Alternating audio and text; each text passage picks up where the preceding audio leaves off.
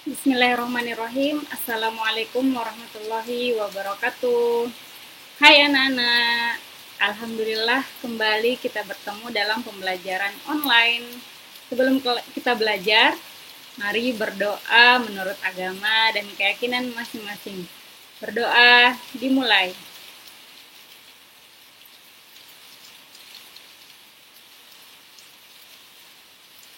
Berdoa selesai. Nah, anak-anak, pada pertemuan kali ini kita akan membahas materi pada mata pelajaran PKLH bab 1 yaitu air untuk kehidupan.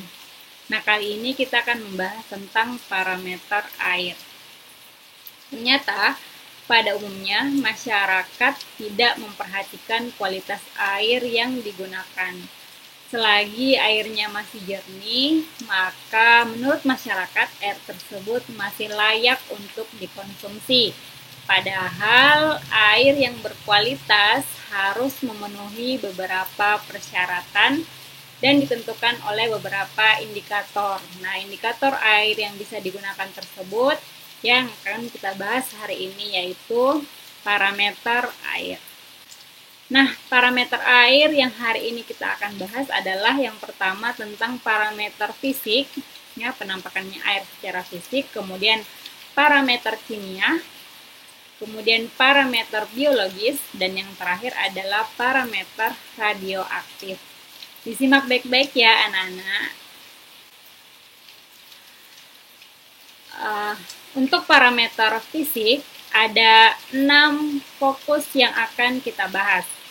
Nah, yang pertama adalah jumlah zat padat terlarut dalam air.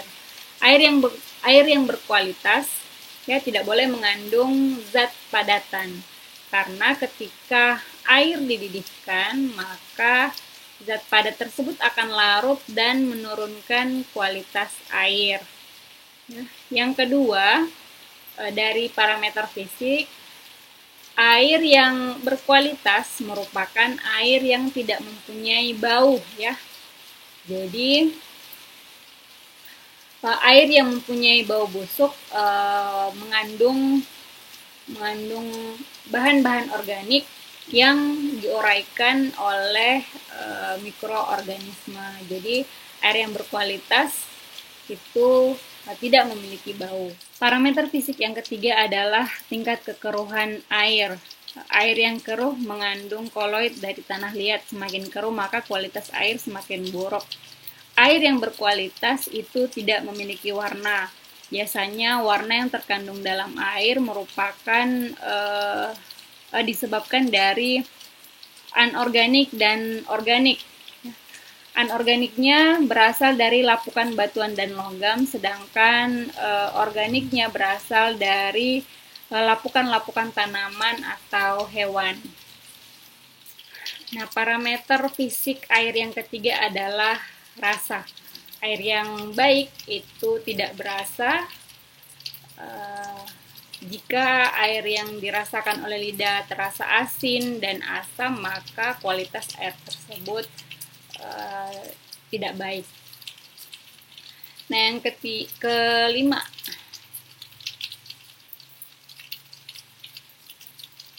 kelima, adalah suhu air.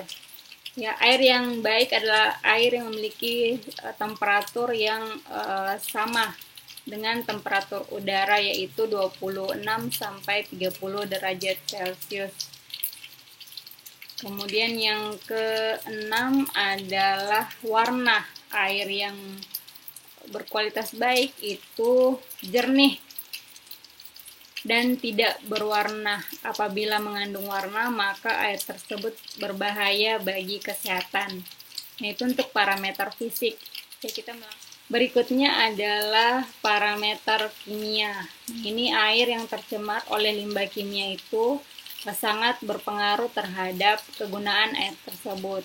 Nah, ada zat-zat yang terlarut dalam air. Ya.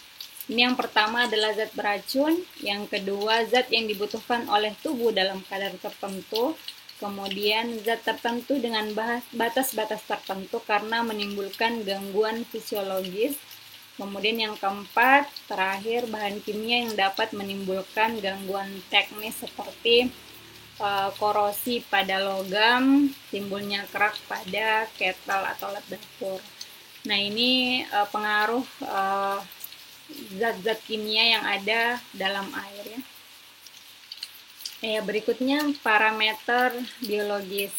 Ya, jadi parameter biologis ini merupakan parameter yang digunakan untuk mengetahui kandungan biota pada air. Ya, biota tersebut berupa plankton atau sejenis bakteri. Nah, di sini contohnya air yang mengandung bakteri coliform. Jika air mengandung bakteri coliform, maka air tersebut telah terkontaminasi dengan kotoran manusia, sehingga jika digunakan akan menyebabkan diare ya pada manusia dan hewan atau dapat menyebabkan tipes. Nah, parameter yang terakhir adalah parameter radioaktif. Ya, radioaktif adalah suatu unsur yang memancarkan cahaya atau sinar secara langsung. Nah, jika terkena radioaktif, maka efeknya adalah menimbulkan kerusakan sel yang terpapar. Ya, kerusakan tersebut dapat menyebabkan kematian dan perubahan komposisi genetik. Dari komposisi genetik tersebut menimbulkan berbagai penyakit. Nah, itu ya anak-anak, ada beberapa parameter, ada 4 parameter ya yang sudah kita bahas. Parameter fisik yang bisa kita lihat dari airnya secara langsung. Kemudian ada parameter kimia, yaitu air yang tercemar, oral limbah. Kemudian parameter biologis, ketika air mengandung bakteri-bakteri, misalnya bakteri coliform. Kemudian yang terakhir adalah parameter radioaktif, di mana air mengandung terpapar oleh radioaktif yang menyebabkan berbagai macam penyakit. Nah, mungkin penjelasan untuk parameter air cukup sampai di sini. Semoga anak-anak paham. Kurang dan lebihnya mohon dimaafkan. Semangat belajar ya anak-anak. Tetap jaga kesehatan, jaga imun, jaga iman. Semangat ya. Kita tutup dengan mengucapkan alhamdulillah dan assalamualaikum warahmatullahi wabarakatuh. Dah.